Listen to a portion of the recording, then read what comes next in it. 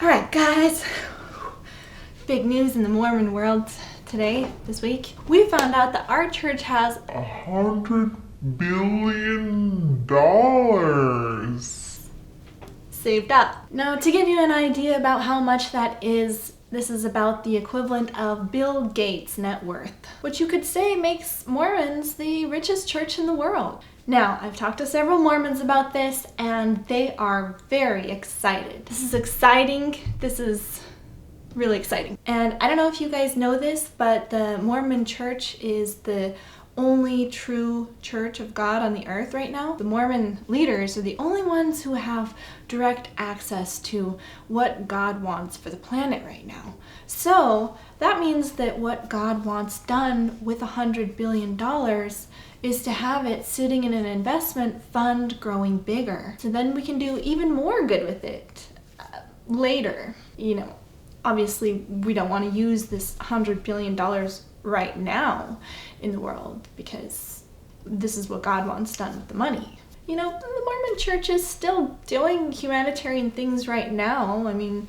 they came out and said that over the last 30 years, they've spent $2.2 billion in humanitarian aid. I mean, that's about 2.2% of this investment fund, but the church actually has a lot more money than just this investment fund. The church put out this article on LDS Living, very proud of the amazing accomplishments that we've done with our money and all of the companies that we've built with this money. We have an empire. But you can see when you're going through this list that they have about 1.6 million acres of agricultural farms, which the elderly couples will pay to go and work on the church farms for the church, so the church doesn't have to pay any of those employees. It's really great. And then the church also owns 13 radio stations, and then this long list of real estate that the church owns.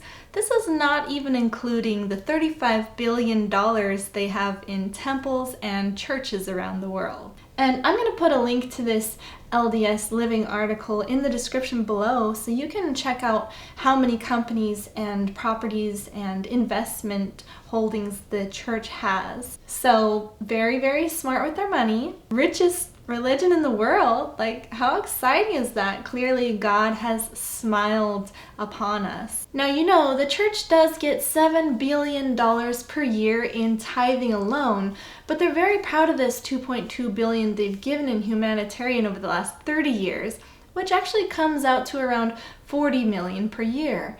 So 40 million out of 7 billion, it's, you know, it's less than 1%. It's about 0.5% of the tithing money going toward humanitarian efforts.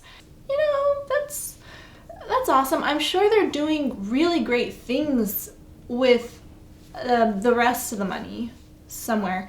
They don't, you know, exactly tell us what they're doing with the money. Every time a disaster happens, the church makes sure to film and create a video of them going out and helping in the disaster, but they won't tell you that the members are actually having to use all their own supplies, that the members are volunteers. So it's really great that they're really, really smart with their money. They do make sure to post these videos in between their conference sessions so that the members know that our money is going to a good, or not our money, but our members are doing a good thing.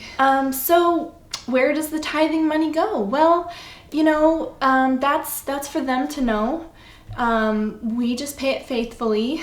And, you know, the thing is, we'll be able to, you know, once we have more money than 100 billion, then we'll probably be able to start, you know, donating some of that money toward, you know, third world countries, poverty, humanitarian aid, clean water, hospitals in poverty-stricken countries. You know, but I don't think $100 billion is meant for that. It's not meant to help out the poor people. It's clear that what Jesus wants done with that $100 billion is for it to be in this investment fund, getting bigger. They said it's for the second coming, so when he comes back, we'll have tons of money that we can do, you know, whatever he needs done on the planet. You know, and at that point, then then we could probably start using the money for good causes. They used to have janitors in the church buildings, but the church doesn't pay for that anymore, so that's something that, you know, the members, we do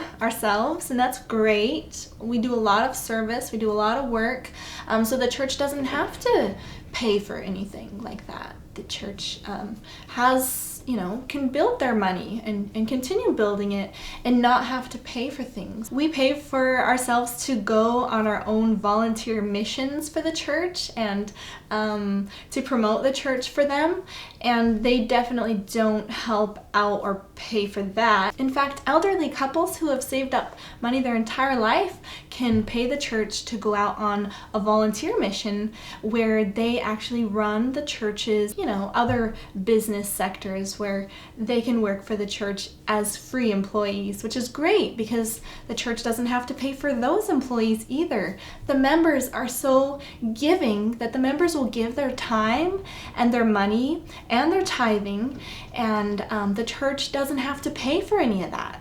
Yeah, 0.01% humanitarian efforts, I am a little bit, that's a little surprising because I thought my tithing money was actually helping people in third world countries. I actually thought that I was, you know, helping people. Did you know that 663 million people in the world live without clean water? That's nearly 1 in 10 people on the planet. Many of them spend hours every day walking to collect water for their family. Not only does walking for water keep children out of school and take up time that parents could be using to earn money, but the water often carries diseases that can make everyone sick. Diseases from dirty water kill more people every year than all forms of violence, including war. 43% of the people dying from dirty water are children under the age of 5. Just having access to clean water can save around 16,000 lives every week. Access to clean water gives communities more time to grow food, earn an income, and go to school, all of which fight poverty. But when the Mormon prophet flew to Kenya, Africa, he told the Kenyans the reason that they're in poverty is because they haven't been paying enough tithing to the Mormon church. Charity Water has helped over 10 million people to have access to clean water. With just $1 million, Charity Water helps 37,000 people have access to clean water. And with $100 billion from the Mormon church, can you calculate that high? How many people would have clean water? 37,000 people give access to clean water with just 1 million. And a billion is 999 million plus a million. I don't know if I can count that high. So that's just 1 billion. And I think that's a lot of people having access to clean water. I think that would solve a lot of the problems in the third world countries right now. If we just gave them $1 billion for clean water. But clearly the church knows better. Because Mormonism is the only true church of God on the earth, we know that the other churches who are donating a hell of a lot more than 0.01% to charity, they're just, you know, they're not doing what God wants them to do. What they're supposed to be doing is what the Mormon church is doing. And that's building companies and businesses and investments and stockpiling this large amount of money so that it can be used later. Being a Mormon is great. I hope that you can watch my other videos about growing up in Mormonism. Thanks so much for watching, guys, and I hope to see you in my next video.